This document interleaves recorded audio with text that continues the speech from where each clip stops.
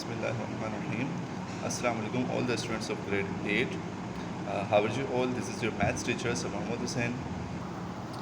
Last class के अंदर मैंने आप लोग को चैप्टर 5 स्टार्ट करवाया था और पॉलिनोमियल्स जो है वो मैंने आपको डिफाइन किए थे, लेकिन आप लोगों की तरफ से जो है वो कंप्लेंट और शिकायत आ रही थी कि वो वीडियो बहुत ज़्यादा ब्लर थे, जिसकी वजह से आप लोग को वो चीज़ें समझ में नहीं आ रही थी। तो इसी चीज़ के पेश नज़र जो है वो मैंने आप लोगों को दोबारा से एक्सप्लेन करना चाह रहा हूँ ताकि आप लोगों को क्लियर हो जाए। जिनको समझ में आ गया वेल एंड गुड, और जिनको समझ नहीं आया है वो भी इसको देख लो, जिनको समझ आ गया वो भी जो है इसका रिव्यू कर लें, ठीक है। और जो क्वेश्चन हो, जो क्यूरी हो, तो आप लोग मुझसे व्हाट्सएप पे पूछ सकते हो, और गर्ल्स जो है आप लोग की जो कंसर्न टीचर्स हैं उनसे आप लोग जो रब्ता कर सकते हैं। स्टार्ट करते हैं chapter 5 polynomials.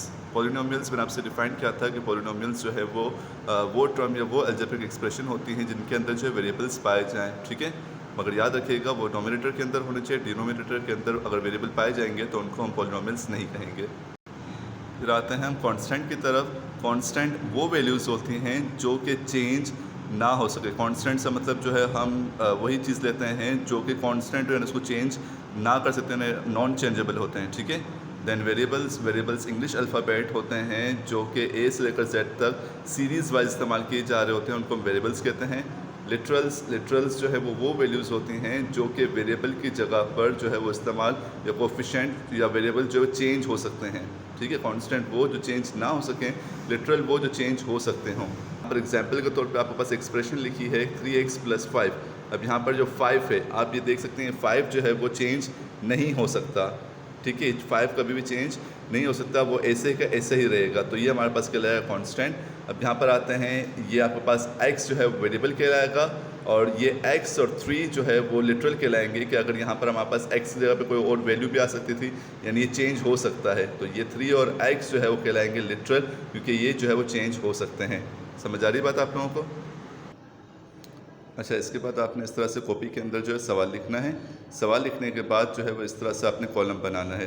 First column serial number, second expression जो आपके पास गिवन होगी, इसके बाद कांस्टेंट, वेरिएबल और लिटरल जो कि आपने अलग करना है। सवाल आपके पास दिया हुआ separate constants, variable and literals from each of the following algebraic expression, ठीक है। ये सवाल दिया हुआ है तो आपने जो है इन एक्सप्रेशंस के अंदर से लिटरल, कांस्टेंट, वेरिएबल्स को अलग अलग करना है। ये देख सकते हैं आपके पास सवाल है, नज़र आ रहा है जो अभी मैंने आपको रीड किया, ठीक है। और आपको चार्ट भी समझ में आ गया और सवाल भी समझ में आ गया। अब हम इसको सॉल्व करते हैं। फर्स्ट एक्सप्रेशन आपके पास मौजूद है 3x + 1। अब इसमें से सबसे पहले हम निकालेंगे कांस्टेंट। कांस्टेंट क्या होता है? ये 1 जो है इसका कांस्टेंट है, क्योंकि ये चेंज नहीं हो सकता, ये हमेशा कांस्टेंट ही रहेगा, यानी जो है वो अपनी जगह से हटेगा नहीं, यानी जो है वो ऐसा ही ऐसे रहेगा। तो 1 आपके पास आ गया कांस्टेंट, ठीक है। इसके बाद आते हैं हम सेकंड आपके पास है वेरिएबल। वेरिएबल आपके पास दिया हुआ है यहाँ पर x, तो ये वेरिएबल हमारे पास आ गया x। देन इसके बाद हमारे पास तीसरी चीज़ है लिटरल। लिटरल वो वैल्यूज़ होती हैं जो कि चेंज हो सकती हैं। तो यहाँ पर हम अगर हमारे पास x की वैल्यू आ जाएगी तो x भी चेंज हो सकता है, और वैल्यू जब आ जाएगी तो आपस में मल्टीप्लाई होकर जो है वो, तो ये भी इसका जो कोफिशिएंट वो भी चेंज हो सकता है। तो इस वजह से हम इसको और इसको लिखेंगे एज लिटरल। तो ये हमारे पास आ गया 3 और x, ये हो गया हमारे पास लिटरल। इसके बाद क्वेश्चन नंबर 2 आपके पास है identify polynomials from each of the following. हमें जो है नीचे दिए गए एक्सप्रेशंस में से, टर्म्स में से जो है मालूम करना है कि पॉलिनोमियल कौन से हैं और नॉन पॉलिनोमियल कौन से हैं। जैसे फर्स्ट पार्ट आपके पास है -1, ठीक है। तो ये हमारे पास कंसिडर किया जाएगा एज पॉलिनोमियल, ठीक है। हालांकि इसमें वेरिएबल मौजूद नहीं है, लेकिन वेरिएबल की पावर यहाँ पर 0 होने की वजह से जो है ये बराबर हो जाता है 1 के, और 1 1 सा जो हमारे पास ये वैल्यू आ रही है वो एज इट इज़ उतर जाएगी, तो इस वजह से ये पॉलिनोमियल कहलाता है। सेकंड आपके पास है 3/y, ठीक है। y हमारे पास वेरिएबल जो है डिनोमिनेटर के अंदर आ रहा है, इस वजह से इसको हम नॉन पॉलिनोमियल कहेंगे। इस तरह से सारी चीज़ें आपके पास मौजूद हैं, ठीक है। मैंने सॉल्व करके भी लिख दिया यहाँ पे, अगर आप लोग इसी से छापना चाहते हैं, प्रिंट करना चाहते हैं, या जो है कॉपी करना चाहते हैं तो कर सकते हैं, ठीक है। इसके बाद थर्ड आपके पास है indicate the degree of the following polynomials. नीचे दी गई जो है वो एक्सप्रेशंस में से जो डिग्री है वो मालूम करनी है। ठीक है। डिग्री इस तरह से मालूम होती है कि जो एक्सप्रेशन दी गई होती हैं उसमें जो बड़ी टर्म होती है, बड़ी टर्म से मतलब जिनके पास पावर ज़्यादा होती हैं, हम उनको सम करके जो है वो उसको जो है वो डिग्री लिखते हैं। जैसे हमारे पास यहाँ पर 5 की डिग्री हमारे पास 3 है। अच्छा, वो डिग्री जो है वो हम सिर्फ उसकी लिखेंगे, मतलब जो है वेरिएबल जो दिया होगा उसकी डिग्री के हिसाब से। यहाँ पर तो वेरिएबल दिया हुआ ही नहीं है, तो इस वजह से जो है वो हम इसकी डिग्री नहीं लिखेंगे, 0 डिग्री हो जाएगा। यहाँ पर इसकी डिग्री 1 है। अब यहाँ पर दो एक्सप्रेशन है, x की पावर 1 है, y की पावर स्क्वायर है। ज़्यादा पावर किसके पास है? यहाँ पर मौजूद है, तो हमारे पास डिग्री आएगी 2। यहाँ पर आते हैं, यहाँ पर भी दो एक्सप्रेशन है, ज़्यादा पावर इनके पास है, यानी इन दोनों के पावर्स को हम प्लस कर देंगे, 2 में 2 प्लस कर देंगे, 4 इसकी डिग्री हो जाएगी। एज इट इज़, या सारे के सारे सवाल आप लोग इस तरह से करेंगे। अच्छा, इसके बाद हमारे पास चौथा सवाल है, right coefficient of the following polynomials. Coefficient क्या होता है? कोफिशिएंट वो नंबर होता है, वो वैल्यू होती है जो कि वेरिएबल के साथ मल्टीप्लाई हो रही होती है। ठीक है। फॉर एग्जांपल हम यहाँ पे अगर दूसरा पार्ट देखते हैं, ये वेरिएबल हमारे पास एक्स वाई मौजूद है। ठीक है।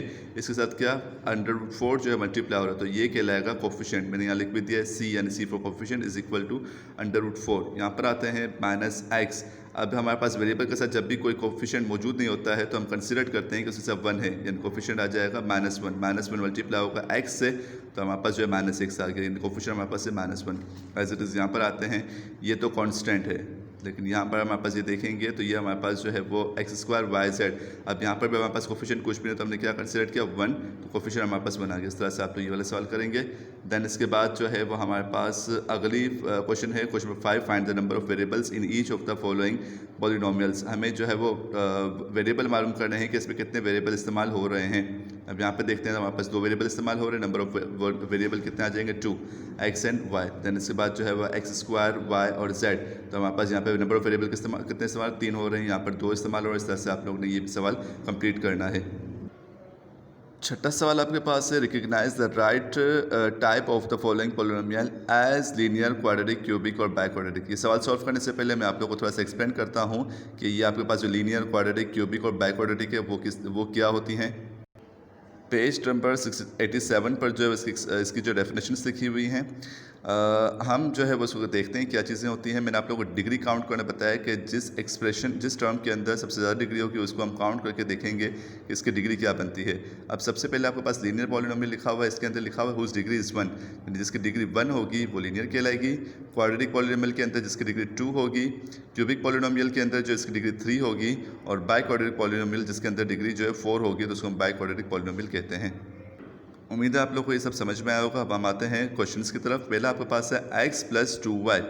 अब दोनों एक्सप्रेशन, दोनों टर्म के अंदर जो है वो डिग्री 1 बन रही है। ठीक है, तो इस हिसाब से डिग्री 1 है तो उसको हम कहेंगे लीनियर। दूसरी वाली के अंदर भी 1 डिग्री है तो लीनियर। अब जैसे पाँचवा सवाल है, पाँचवें के अंदर लिखा हुआ है x³ और यहाँ पर x1 y1 है, तो 2 और यहाँ पे 3, यहाँ पे डिग्री इसकी जो है वो 3 बन रही है, इस वजह से इसको हम जो है वो क्यूबिक पॉलिनोमियल कहेंगे। एज इट इज़ इस तरह से, जिसकी 2 होगी उसको क्वाड्रेटिक, जिसकी 3 होगी उसको क्यूबिक, जिसकी 4 होगी उसको जो है बाई क्वाड्रेटिक कहते हैं। ठीक है, समझ आ रही सबको? और 4 से बड़ी भी होगी तब भी हम इसको बाई क्वाड्रेटिक कहेंगे। उम्मीद है आप लोगों को एक्सरसाइज समझ में आई होगी, पिछली वाली जो कन्फ्यूजन होगी वो क्लियर हो चुकी होंगी। ठीक है, इंशाल्लाह नेक्स्ट क्लास में मुलाकात होगी। अपना काम जो है कंप्लीट करवा के मुझे व्हाट्सअप कर दीजिएगा, और गर्ल्स जो है अपनी कंसर्न टीचर से जो है वो रब्ता करके उनको जो है व्हाट्सअप कर देंगी। ठीक है, अपना ख्याल रखिएगा। अल्लाह हाफ़िज़।